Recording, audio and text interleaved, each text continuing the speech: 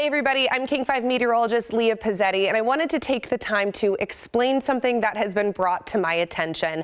I've had a lot of people reach out to me and say that they have seen headlines floating around that the storm we're seeing this evening is another bomb cyclone. They're asking, is that true, and should we be worried? I want to take the time to explain the situation that is at hand and put people at ease a little bit, pull back the curtain about why we choose the words that we use when we're forecasting here. So you know the term bomb cyclone because we saw one happen in November last month, bombogenesis. That is a technical term that is used from the National Weather Service, from NOAA. That is a 24 millibar drop in pressure in a 24-hour span. So basically it is a rapidly intensifying storm.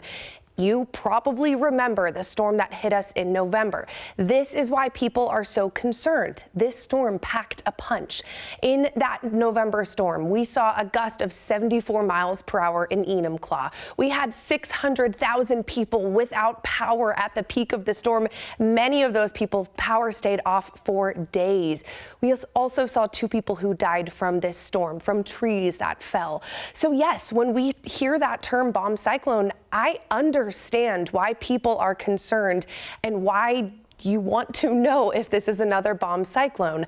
I want to put everybody at ease. At this point right now, we are not seeing a bomb cyclone. That does not mean we might not, but at this point, that pressure drop is not there. And even if it was, it is not anything close to what we saw in November. And I, as a meteorologist, want to be so careful with the terminology that I'm using. And I know that when I say bomb cyclone, people are going to think back to November. So I will be very careful, myself and the rest of our King 5 weather team, and not throw that term around loosely. I think the similarity that people are drawing on, first of all, yes, this was a rapidly intensifying storm, but also we do have a similar setup as far as which direction the wind is coming from. We call it an easterly wind. We name wind for the direction that it comes from. So we see that here as of this evening. It's Monday, December 23rd right now. We see this easterly wind in place. So it's flowing from east to west.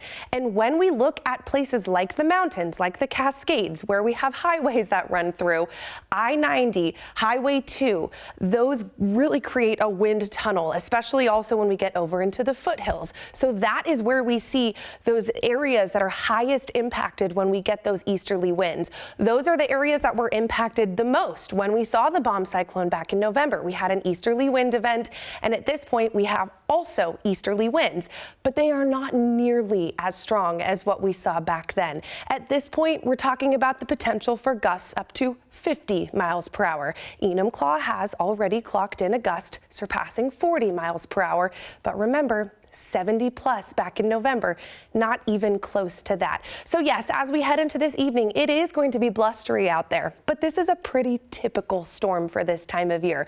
We are going to keep an eye on it. We do have the potential for power outages, which we have already seen a few small power outages this evening. We do have the potential for trees and limbs to come down, but it's not going to be as widespread. It is not going to be as impactful. And as we look forward into our forecast, we have multiple storms that are set up to head our way this holiday week. Wednesday is Christmas. At this point, we have an even stronger storm that's going to be rolling in. We have back-to-back storms heading our way this week. So by the time this is all done, we're going to have some flooding potential. We do have multiple rounds for significant rain, and we will get a little bit of wind mixed in as well. I want to show you what the picture is as we look forward into this Christmas Day storm. Look at all of that rain that's heading our way. We'll have mountain snow. It's a holiday week. We know people are traveling the passes and want to know if the passes are going to be clear. We also will see wind picking up on Wednesday as well as people are cooking their Christmas dinners. We'll see blustery winds and could see some power outages. So rest assured, this evening, Tuesday evening, we will see blustery wind. But at this point, we are not tracking a bomb cyclone. Of course, we could see that intensification hit that 24 millibar in 24 hours, which if we do, meteorologist Adam Claiborne will be back here tomorrow morning and he will confirm that for you.